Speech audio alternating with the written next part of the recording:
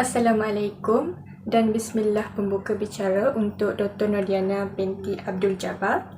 Saya empunya nama diberi Nurul Farisha binti Sudi, memegang kad matrik C19A0653. Hari ini saya akan membuat resensi karya agung atau magnum opus mengenai cerita jenaka Pak Kadok, Lebay Malang dan Pak Pandir. Cerita-cerita ini merupakan karya sastera klasik yang tidak diketahui siapa pengarangnya. Tetapi cerita-cerita ini didapati dari sumber yang sahih seperti dari Malaya Publishing House Limited, Singapura. Kalau kita bercerita mengenai cerita jenaka Pak Kadok, Lebay Malang dan Pak Pandir ini, kita sedia maklum bahawa rata-rata daripada kita tahu siapa mereka dan bagaimana perwatakan yang dibawa oleh mereka. Cerita pertama mengenai Pak Kadok. Cerita jenaka Pak Kadok ini mengandungi 8 muka surat sahaja. Ceritanya tidak panjang. Cerita Pak Kadok ini mengisahkan seorang watak lelaki yang dikenali daripada perwatakannya yang bodoh sial. Hal ini dikatakan sedemikian kerana cerita jenaka ini terkenal dengan kebodohan Pak Kadok menukar ayamnya dengan ayam raja yang dianggap lagi berbisa daripada ayamnya. Dalam persabungan ayam itu, ayam yang ditukar dengan raja menang itu dan Pak Kadok harus menyerahkan sebidang tanah miliknya kepada raja sebagai galang gantinya. Jelas sekali bahawa kisah ini menunjukkan bahawa nasib Pak Kadok menjadi sial dek kebodohannya sendiri yang membabi buta dalam mempercayai tipu helah raja tersebut. Seterusnya, cerita jenaka Lebay Malang. Untuk cerita ini juga hanya terdapat 5 muka surat sahaja, pendek sahaja ceritanya.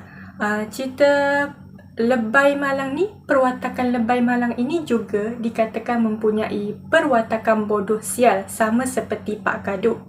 Hal ini dikatakan begitu kerana malangnya Pak Lebay itu sehingga membawa kemaluan kepada dirinya sendiri, yang mana Lebay ini pulang ke rumah tanpa berpakaian disebabkan oleh ona dan kekacauan yang terbit dari diri sendiri. Tegaslah bahawa cerita jenaka ini menonjolkan bahawa nasib Pak Lebay menjadi malang kerana sikapnya yang dihiasi dengan bodoh sial. Akhir sekali, cerita jenaka Pak Pandir.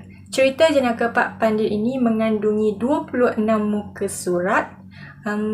Cerita ini merupakan antara cerita yang paling panjang antara Pak Kadok dengan Lebay Malang.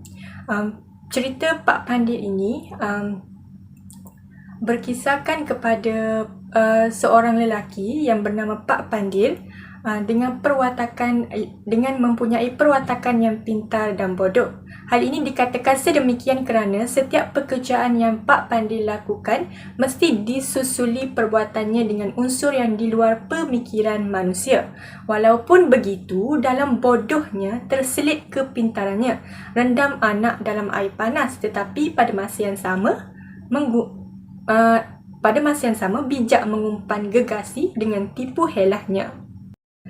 Jika ditelusuri, cerita-cerita jenaka seperti Pak Kadok, Lebay Malang dan juga Pak Pandir bukan sekadar satu karya sastera klasik yang mensajikan pelbagai kelucuan, keseronokan dan sebagai medium hiburan. Malah, ia juga mampu meninggalkan kesan yang positif dari segi penerapan kepada nilai pengajaran dan teladan yang terkandung dalam cerita jenaka tersebut.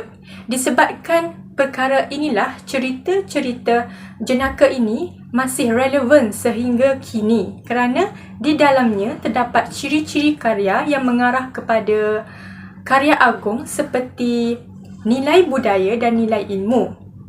Itu sahaja daripada saya. Sekian, terima kasih. Daun pisang, daun keladi. Salam sayang, harapnya jumpa lagi. Memartabatkan khazanah sastra tempatan adalah peranan bangsa Melayu yang sejati. Sekian daripada saya.